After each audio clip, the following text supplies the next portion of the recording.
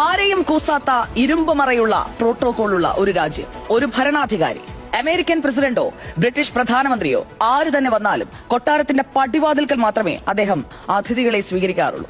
ലോകത്തെ ഏറ്റവും വലിയ കരുത്തനായ ഭരണാധികാരി വന്നാലും എയർപോർട്ടിൽ പോയി സ്വീകരിക്കുന്ന പതിവ് ഒമാൻ രാജവംശത്തിനില്ല. 1994 ആ സംഭവം നടന്നു. Indian president doctor Shankar Dayal ശർമ്മയുടെ വിമാനം ഒമാനിലെ മസ്കറ്റ് അന്താരാഷ്ട്ര വിമാനത്താവളത്തിൽ പറന്നിറങ്ങുന്നു. വിമാനത്തിന്റെ വാതിൽ തുറന്നതും അവിടെയുള്ള സുരക്ഷാ ഉദ്യോഗസ്ഥരുടെ കണ്ണു തള്ളി. ലോകത്തെ മുഴുവൻ ഞെട്ടിച്ചുകൊണ്ട് തന്റെ രാജ്യത്തെ എല്ലാ രാജകീയ പ്രോട്ടോകോളുകളും കാറ്റിൽ പറത്തി സാക്ഷാൽ ഒമാൻ സുൽത്താൻ ഖാബൂസ് ബിൻ സയ്യിദ് റൺവേയിൽ കാത്തുനിൽക്കുന്നു. അതുകൊണ്ടും തീർന്നില്ല. VIP പടവുകൾ ഇറങ്ങി വരാൻ അദ്ദേഹം താഴെ കാത്തുനിന്നില്ല. സുൽത്താൻ വേഗത്തിൽ വിമാനത്തിന്റെ പടികൾ ഓടിക്കയറി വിമാനത്തിനുള്ളിലിരിക്കുകയായിരുന്ന ആ വയോധികനായ ഇന്ത്യൻ പ്രസിഡന്റിനെ ചേർത്തുപിടിച്ച് സ്വന്തം പിതാവിനെ എന്ന പോലെ അതീവ ബഹുമാനത്തോടെ പതുക്കെ കൈപിടിച്ച് താഴേക്ക് നടത്തിക്കൊണ്ടുവന്നു. താഴെ പ്രസിഡന്റിന് യാത്ര ചെയ്യാൻ ലോകോത്തര ബ്രാൻഡിന്റെ ഒരു രാജകീയ കാർ സ്റ്റാർട്ട് ചെയ്ത് നിർത്തിയിട്ടുണ്ടായിരുന്നു. അതിനടുത്തേക്ക് നടന്നെടുത്ത സുൽത്താൻ ഡ്രൈവറെ രൂക്ഷമായി നോക്കി. മാറി നിൽക്കാൻ കണ്ണുകൊണ്ട് ഒരൊറ്റ ആംഗ്യം. ഡ്രൈവർ ഞെട്ടിമാറി. പിന്നീട് ലോകം കണ്ടതെന്താണെന്നറിയുമോ? ചരിത്രത്തിലെ ഏറ്റവും വലിയ മാസ് സീൻ. അറബ് ലോകത്തെ ഏറ്റവും കരുത്തനായ ആ ഭരണാധികാരി സ്വന്തം കൈകൊണ്ട് കാറിന്റെ ഡോർ തുറന്ന് ഇന്ത്യൻ പ്രസിഡന്റിനെ ഫ്രണ്ട് സീറ്റിലിരുത്തി. ശേഷം രാജകീയ കുപ്പായമണിഞ്ഞ സുൽത്താൻ നേരെ ഡ്രൈവിംഗ് സീറ്റിലേക്ക്.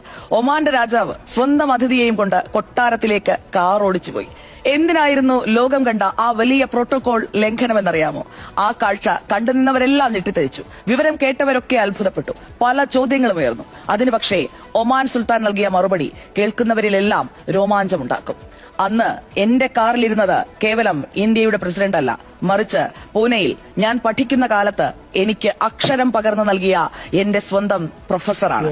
ഒരു വിദ്യാർത്ഥി തന്റെ ഗുരുവിന് നൽകേണ്ട ദക്ഷിണ മാത്രമാണിത്. സുൽത്താൻ ഇന്ത്യയെയും ആ മഹാനായ മനുഷ്യനെയും അത്രമേൽ ആദരിച്ചിരുന്നു എന്നതാണ് യഥാർത്ഥ സത്യം. ഈ സംഭവം നമുക്കെല്ലാവർക്കും നൽകുന്ന സന്ദേശം ചെറുതല്ല. അധികാരത്തിന്റെയോ സമ്പത്തിന്റെയോ യാതൊരു അഹങ്കാരവുമില്ലാതെ പ്രായം കൊണ്ടും പദവി കൊണ്ടും തന്നെക്കാൾ വലിയ ഒരു മനുഷ്യന് മുന്നിൽ തലകുനിക്കാൻ കാണിച്ച ആ വലിയ മനസ്സ്, അതാണ് യഥാർത്ഥ രാജകീയത. അതാണ് ഒരു അധ്യാപകന്റെ പവർ. അതാണ് ഗുരുശിഷ്യബന്ധം.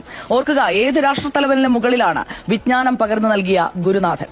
പാഠ്യപദ്ധതികൾക്കപ്പുറം ജീവിത മൂല്യങ്ങൾ പകർന്നും ജീവിതങ്ങളെ സ്വാധീനിച്ചും അധ്യാപകർ വാർത്തെടുക്കുന്നത് ലോകത്തിന്റെ നാളെയാണ്. കാലികമായ മാറ്റങ്ങൾ അധ്യയനത്തിലും വന്നെങ്കിലും വെളിച്ചം പകരുന്ന ആ വിളക്ക് മെസ്സേജ് കൂടിയാണ് കേട്ടോ ഈ ഒരു വീഡിയോയിൽ. വീഡിയോ മാത്രമായി കാണേണ്ട, മാനവകുലത്തിന് വെളിച്ചം പകരുന്ന